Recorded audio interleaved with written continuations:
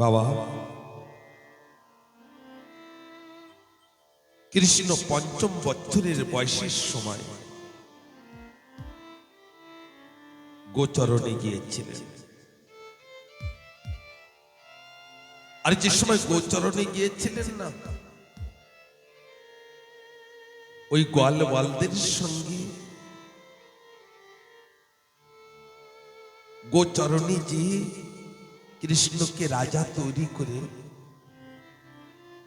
গোয়ালওয়াল সকলে প্রজা হতেন। আর গোপীদের ঘরে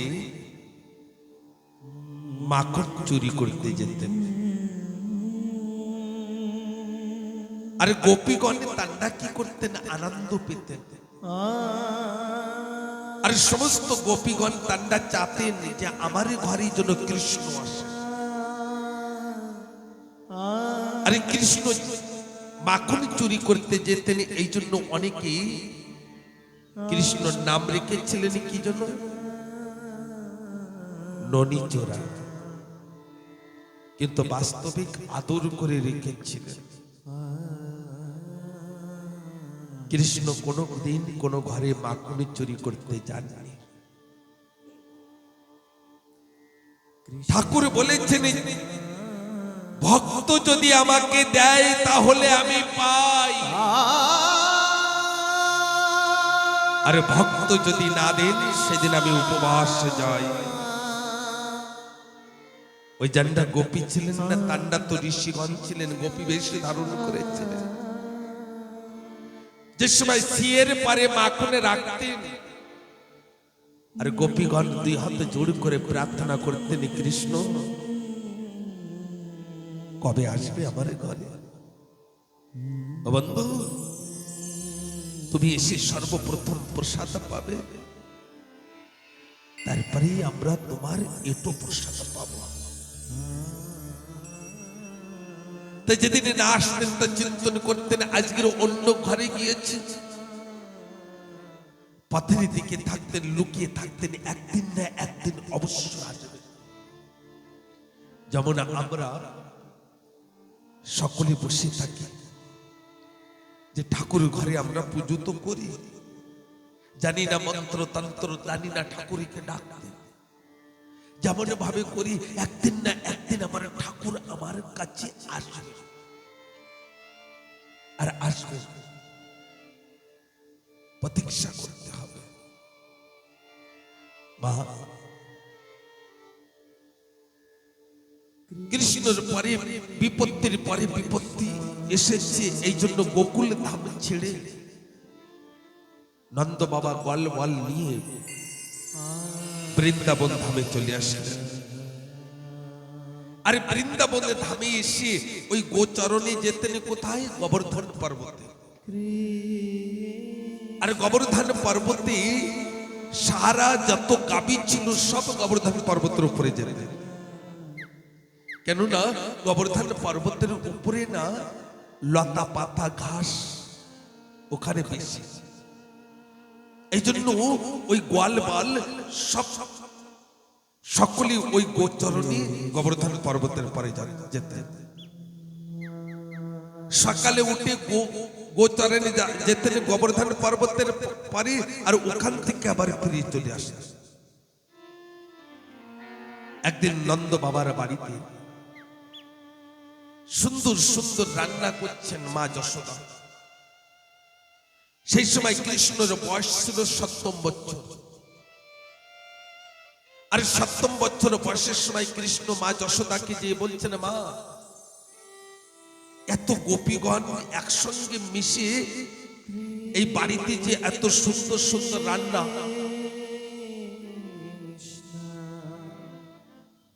করছেন, এমনকি ৫৬ প্রকারের প্রসাদ তৈরি করেছে। কৃষ্ণ বলছেন, মা এত প্রসাদ কিসের জন্য? মনে রাখবেন না, দেখবেন ছোটবেলায় না সন্তান যার না ছোট থাকে, তার না সন্তান বলেন, মা এটা কি, এটা কি? আর মা বলেন, এটা তরকারি। এটা কি? এটা ভাত, এটা কি গ্লাস, এর ভিতরে কি জল, এইভাবে বলতে থাকে। তা মা না অনেক সময় পরিশান হয়ে যান, আর পরিশান হয়ে বলেন যে তা তোর বাবার কাছে যা, ওখানে যে জিজ্ঞাসা করে। এত কথার প্রশ্নের উত্তর আমার কাছে নাই, বলেন না। তমনি মা যশোদার কাছে যে সময় গিয়েছেন, আর মা যশোদা বলছেন আমার কাছে এসব কথা জিজ্ঞাসা করিস না, যা ওই দেখ বাইরে তোর বাবা আছে, নন্দ বাবা, ওখানে গিয়ে বল। এত রান্না করছে কিসের জন্য? উত্তর দিতে দিতে আমার দিন কেটে যাবে, অনেক কাজ এখনো পড়ে আছে, অনেক কিছু করতে হবে। আর নন্দ বাবা বাইরে যেখানে বসে আছেন রাজসিংহাসনের পরে, অনেক গোয়াল, বৃদ্ধ গোয়াল, মানে তার না বয়স হয়েছে, বৃদ্ধ গোয়াল বসে আছেন অনেক। নন্দ বাবা অনেক কথা বলছেন, এমন সময় কৃষ্ণ এসে দুই হাতে জোড় করে বলছেন বাবা। নন্দ বাবা বলছেন কি বলতে চাও কিছু কৃষ্ণ? কৃষ্ণ বলছেন হ্যাঁ বাবা, এই যে মা এত সুন্দর সুন্দর রান্না করছে, আমাদের বাড়িতে কোনো অনুষ্ঠান আছে নাকি?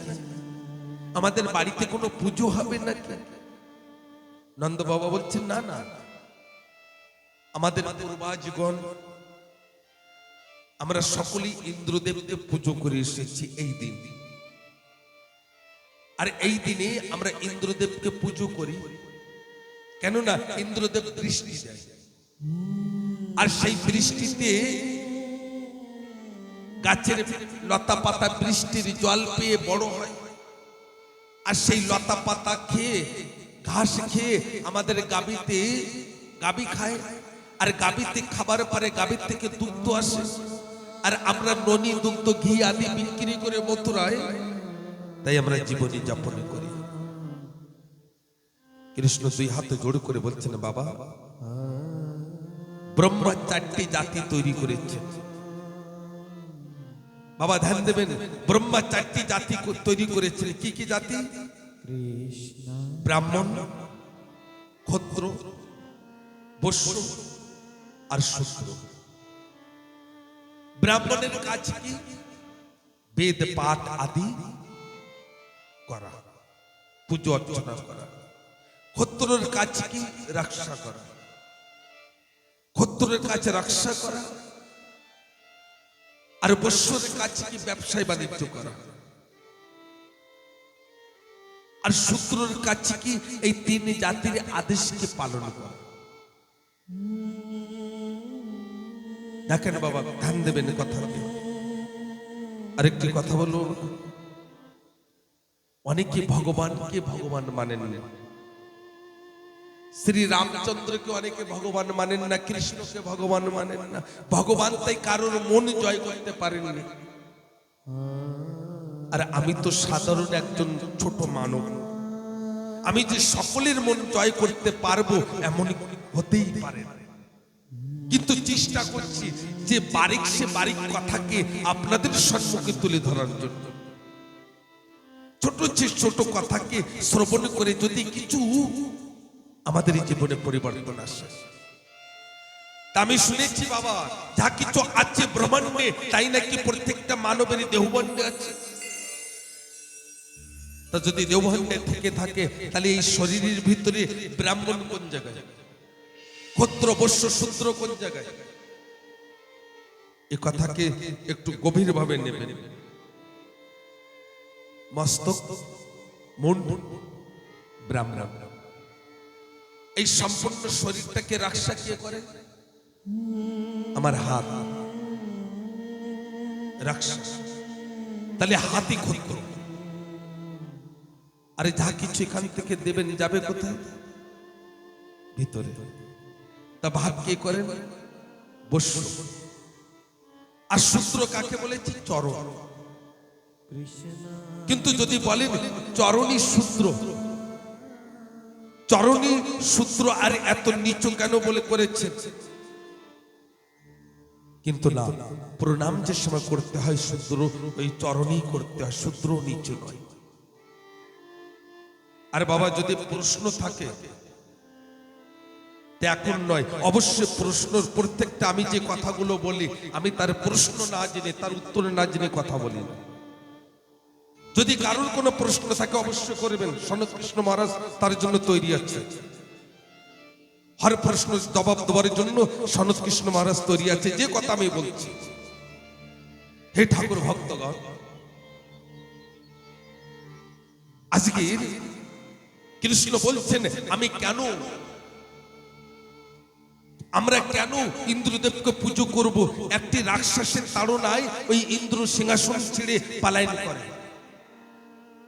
ইন্দ্র বৃষ্টি করার কে ইন্দ্র বৃষ্টি করার? আমাদের গাবি গোবর্ধন পর্বতে যান, আমরা দুগ্ধ ননি বিক্রি করে আমরা জীবন যাপন করছি। তা আমরা কোন জাতি? তাহলে আমরা ব্যবসায় করে জীবন যাপন করছি, আমরা বস্য। তাহলে আমরা ঘাস কোথায় পাই? গোবর্ধন পর্বতে। তো যদি গোবর্ধন পর্বতে ঘাস পাই, তা আমরা ইন্দ্রকে পুজো করব কেন? গোবর্ধন পর্বতকে পুজো করব। নন্দ বাবা বলছেন, দাঁড়াও, তুমি অনেক ছোট কথা বলে না, সব বল বল। বলছেন না, হে নন্দ রাজা, আপনার সন্তানে যে কথা বলছে না এ কথা সত্য কথা। আমরা ইন্দ্রদেবকে কেন পুজো করব? তা গোবর্ধনকে করব। ওখানেই তো আমাদের ঘাস পাতা গাবিতে পাচ্ছি, আমরা ওখানেই করব, ওখানেই করব। হে ঠাকুর ভক্তগণ, আজকের সমস্ত বল বল, সমস্ত গোপী সকলে সেই ইন্দ্র পুজোর জন্য যত প্রসাদ তৈরি করেছিলেন, সব প্রসাদ নিয়ে চলেছেন আজকের গোবর্ধনকে পুজো করতে। গোবর্ধন কয় কোষ পরিক্রমা করতে হয় গোবর্ধনকে? কে জানেন? একটু হাত উঁচু করে বলেন। একজন, দুই, তিন, চার, কত কোষ?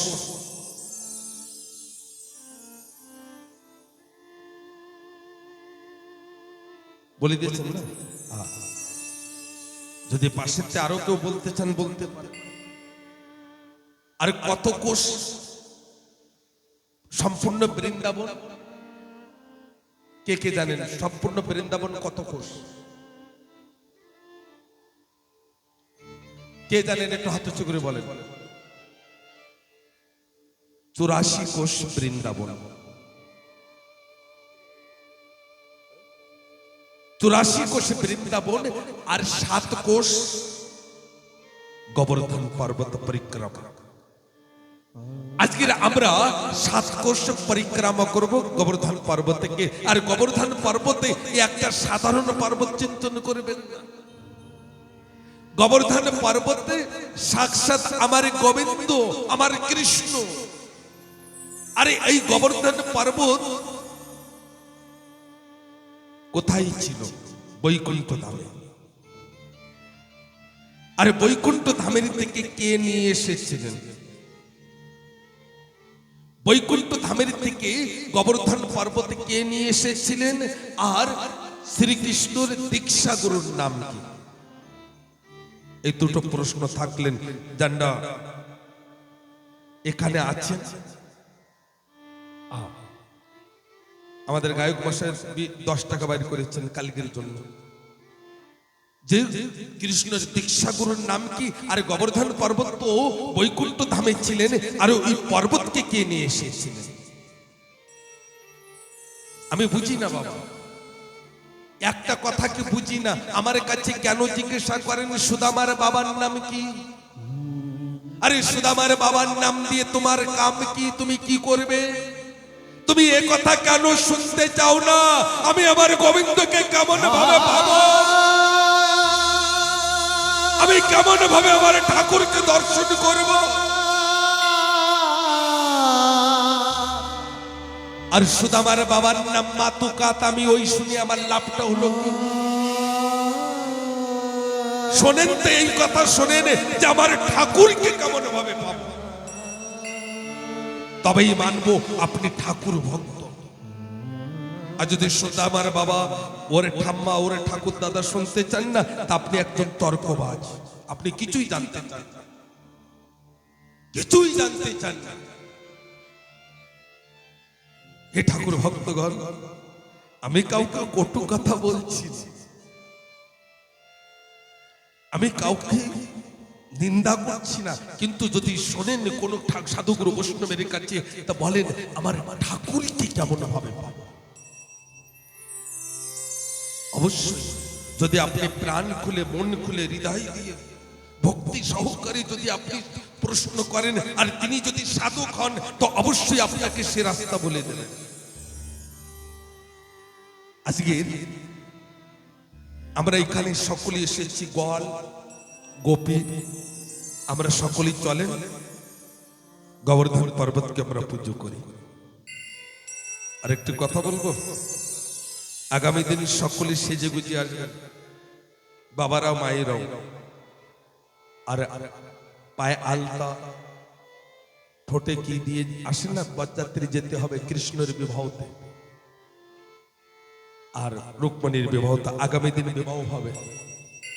আর যদি কেউ দিতে চান কিছু রুক্মিণীকে কৃষ্ণকে, অবশ্যই নিয়ে আসবেন। তা আসেন আমরা একটু গোবর্ধনকে পুজো করি। কুলধর মা কমসে কম 8 জন ওঠেন, উঠে কুলো ধরে পুজো করেন। আর সকলেই হাতে তালি দিতে থাকবেন সুরে সুরে, আর চিন্তন করবেন যে আমরা সেই গোবর্ধন পর্বতকে পরিক্রমা করছি, আমরা গোবর্ধন পর্বতকে আমরা পরিক্রমা করছি। বলে রাধে রাধে। আগামী দিন উদ্ধব চরিত্র আর রুক্মিণী বিবাহ, সকলকে আমন্ত্রিত। আপনারা একটু জলদি আসবেন, আজকে বাজারের দিন তো অনেকে এই জন্য আসতে একটু দেরি করে দিয়েছেন। হরে কৃষ্ণ।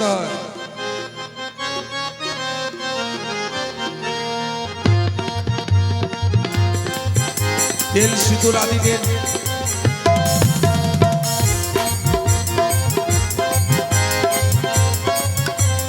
হরি বল।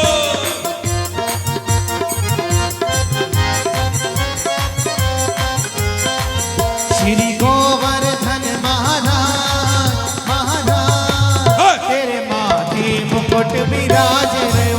श्री गोवर्धन महाराज महाराज तेरे माथे मुकुट विराज रहो। तेरे माथे मुकुट विराज रहो। तेरे माथे मुकुट विराज रहो। बोलो ध्वनि।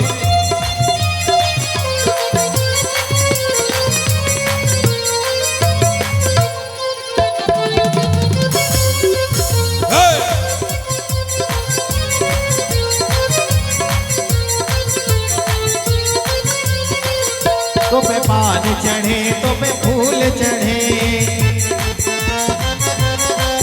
तो पे पान चढ़े तो पे फूल चढ़े, तो पे पान चढ़े तो पे फूल चढ़े, तो पे चढ़े दूध की धार धार। तेरे माथे मुकुट विराज रहे। श्री गोवर्धन महाराज महाराज तेरे माथे मुकुट विराज रहो। तेरे माथे मुकुट विराज रहो। तेरे माथे मुकुट विराज रहो।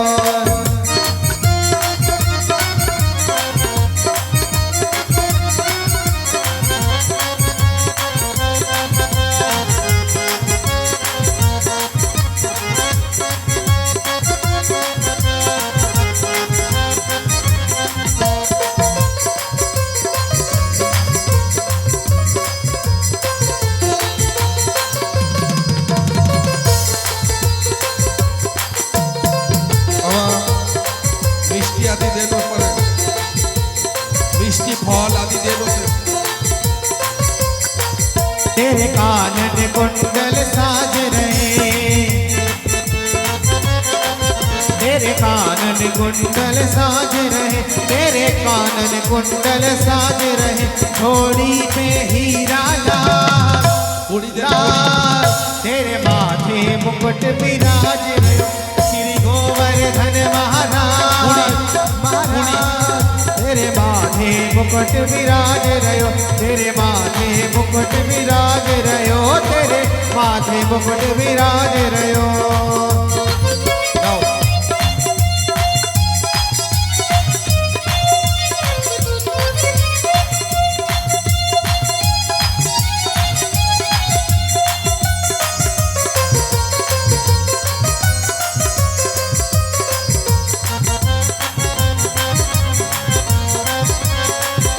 हरि बोल।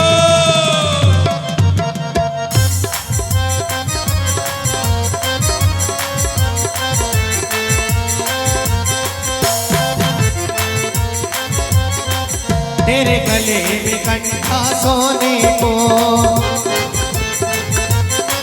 तेरे गले में कंठा सोने को, तेरे गले में कंठा सोने को, तेरी झांकी बनी विशाल विशाल, तेरे माथे मुकुट विराज श्री गोवर्धन महाराज महाराज, तेरे माथे मुकुट विराज रहे, तेरे माथे मुकुट विराज रहे, तेरे माथे मुकुट विराज रहे।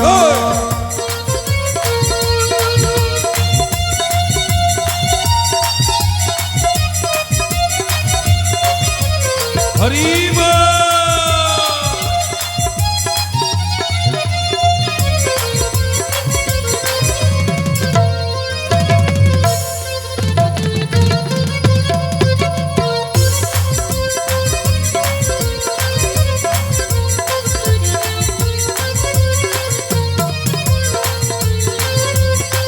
तुम्हें बाल चढ़े तुम्हें फूल चढ़े, तुम्हें बाल चढ़े तुम्हें फूल चढ़े, तुम्हें बाल चढ़े तुम्हें फूल चढ़े, तुम्हें बाल चढ़े तुम्हें फूल चढ़े, तुम्हें बाल चढ़े तुम्हें फूल चढ़े, तुम्हें बाल चढ़े तुम्हें फूल चढ़े, तुम्हें चढ़े दूध की धार ओ धार, तेरे माथे मुकुट विराज रहे, श्री गोवर्धन महाराज महाराज, तेरे माथे मुकुट विराज रहे, तेरे माथे मुकुट विराज रहे, तेरे माथे मुकुट विराज रहे, तेरे माथे पे मुकुट विराज रहो।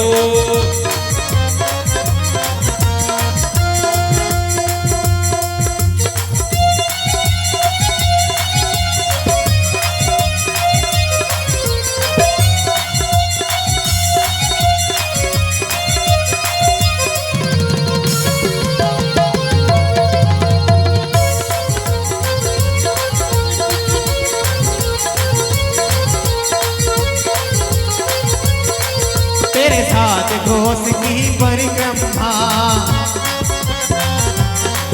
तेरे साथ घोष की परिक्रमा, तेरे साथ घोष की परिक्रमा, और चकलेश्वर मिश्रा मिश्रा, तेरे माथे मुकुट विराज रहे,